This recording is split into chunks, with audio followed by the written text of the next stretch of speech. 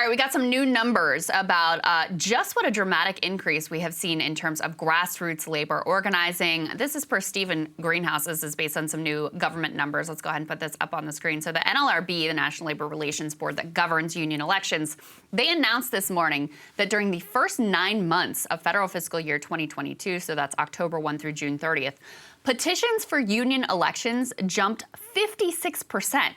They were up to 1,935. The comparison from the previous year, the previous amount of time, was 1,240. He goes on to point out that this increase comes during an absolute funding crisis for the NLRB, something that the folks that are leading that agency have been pointing to, and also staffing shortages.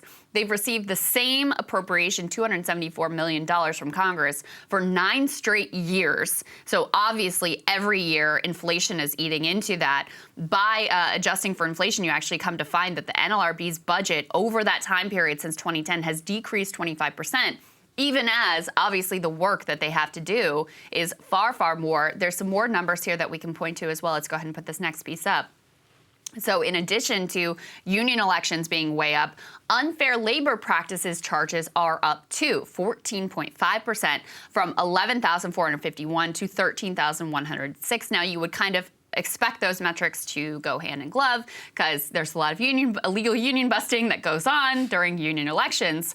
But you know, it's also, you have basically one person in the entire Biden administration who is really governing and doing an effective job, and that person is at the National Labor Relations Board in a key position, pushing back on these captive meetings that are a routine part of union busting techniques, captive audience meetings, pushing back on the modern idea that it's not just enough to get a majority of workers to sign cards. You have to go through with the election. It used to be that the onus was on corporations to prove that that wasn't a reflection of the majority will of the bargaining unit. So she's pushing back on that as well. But you know, it really does show you that even as inflation is hurting workers, because you have this labor market with low unemployment, you have a lot more power in this worker-led movement. And I think also that Sanders' campaign and the emphasis that he put on labor for a younger generation has made a big difference as well. It's very interesting. I think my greatest worry is that a lot of this is just reminiscent of the 2021, and that come recession, bargaining power just disappears. And the boss class,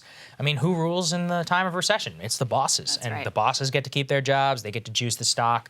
You know, labor really only has power whenever they can get jobs elsewhere. But if the Fed increasingly wants to hike unemployment, what are you going to do? There's just going to be a lot of, not even scabs, like just normal people. And, you know, people can also justify, a lot of union retaliation could be justified as cracking down or as responding to the, or a lot of union retaliation can be justified as saying, oh, bad market conditions, which we've seen before. I mean, it just puts workers in a more desperate situation. Yeah, exactly. So right now, the landscape is such that people aren't really afraid so much of losing the job. So you can afford to take the risk and vote for the union election. Even as, I mean, Starbucks is one example. They've closed a few stores that voted to unionize. Of course, they say it has nothing to do with that. Oh, yeah, okay. And workers can take that risk because they know there's another job at that similar pay structure that they can get. The problem is not getting a job, it's getting a good job. So workers see that landscape and they're like, all right, we're gonna take the risk, we're gonna try to organize here to make this job that I have right now a better job. But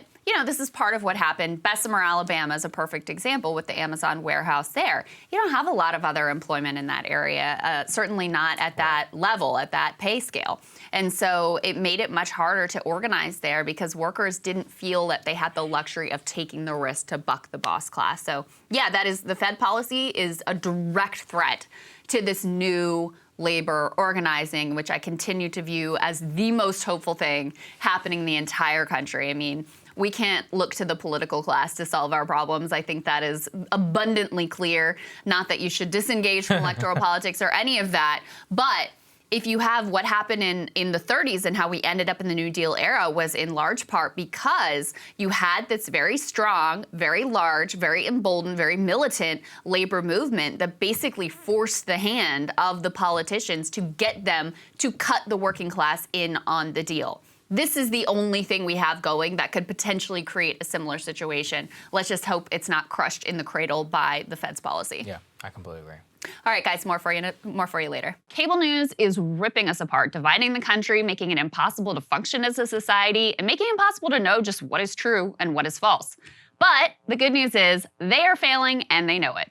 That is why we're building something new, a new mainstream, a healthier one, something more trustworthy, something that we are going to need in one of the most pivotal times in American history. We are building up here for the midterms, for the upcoming presidential election, but we need your help. So if you can help us out by becoming a premium member today at breakingpoints.com, we're trying to change America for the better and the entire world. So what are you waiting for, guys? Go to breakingpoints.com and sign up and help us build a new mainstream.